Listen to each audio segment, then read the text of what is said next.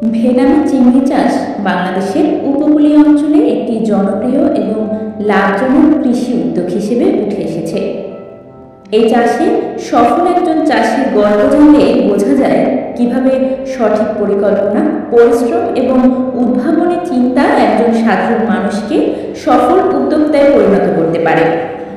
আজ আমরা জানব এক সফল ভেনামি চিংড়ি চাষি মিজানুর রহমানের অনুপ্রেরণামূলক গল্প। মিজানুর রহমান বরগুনা জেলার একজন সাধারণ কৃষক ছিলেন। ছোট জমিতে ধান চাষ এবং মৌসুমী সবজি উৎপাদন করে কোন রকমে দিন চলছিল, কিন্তু জলবায়ু পরিবর্তন এবং ঘন ঘন ঘূর্ণিঝড়ের কারণে তার ফসলের ক্ষতি হতে থাকল। ধীরে ধীরে পরিবার নিয়ে টিকে থাকা কঠিন হয়ে দাঁড়ায়। তখন তিনি বিকল্প আয়ের পথ খুঁজতে শুরু করেন। একদিন একটি কর্মশালায় ভেনামি চিংড়ি চাষ সম্পর্কে শুনেন। চিংড়ি চাষের উচ্চ লাভের সম্ভাবনা তাকে আকৃষ্ট করে, কিন্তু এই চাষ সম্পর্কে তার কোনো ধারণা ছিল না।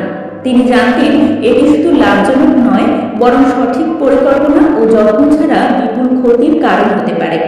তবে যেমন থেমে থাকেননি। তিনি স্থানীয় কৃষি অফিস, মৎস্য গবেষণা কেন্দ্র এবং সফল চিংড়ি চাষীদের সাথে যোগাযোগ করেন। এভাবে চিংড়ি চাষের প্রয়োজনীয় তথ্য ও প্রশিক্ষণ গ্রহণ করেন। মিজানুর প্রথমে 2 বিঘা জমি ভাড়া নিয়ে তার ভেনামি চিংড়ি চাষ শুরু করেন, কিন্তু এই উদ্যোগের শুরুতেই কয়েকটি বড় বাধার সম্মুখীন হয়।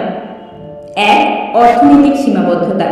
চিংড়ি চাষ শুরুর জন্য প্রথমে পুকুর প্রস্তুত করা, পানির গুণমান পরীক্ষা করা এবং চিংড়ির রেণু কেনা, এগুলোর জন্য প্রাথমিক অর্থের প্রয়োজন ছিল। 2. প্রযুক্তিগত জ্ঞান। ভেনামি চিংড়ি অত্যন্ত সংবেদনশীল।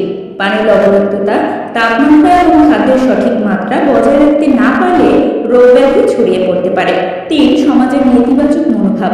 স্থানীয় অনেকেই তার উদ্যোগকে সমর্থন করেননি। তারা বলেছিলেন, এটা তো শুধু ধনীদের কাজ, গরিব মানুষ কিভাবে সফল হবে। মিজানুর তার চ্যালেঞ্জগুলো ধৈর্য ও পরিকল্পনার মাধ্যমে অতিক্রম করেন। অর্থের ব্যবস্থা। ব্যাংক থেকে ক্ষুদ্র ঋণ গ্রহণ করেন, পাশাপাশি স্থানীয় এনজিওর সাথে যোগাযোগ করে সহযোগিতা পান। প্রযুক্তিগত উন্নয়ন। তিনি নিজে ইন্টারনেট এবং স্থানীয় মৎস্য অফিস থেকে ভেনামি চিংড়ি চাষের আধুনিক প্রযুক্তি শিখতে থাকেন। পানির মান নিয়ন্ত্রণ করার জন্য একটি ছোট কিট কিনে নেন, যা প্রতিদিন পানির লবণাক্ততা ও পিএইচ পর্যবেক্ষণে সাহায্য করত।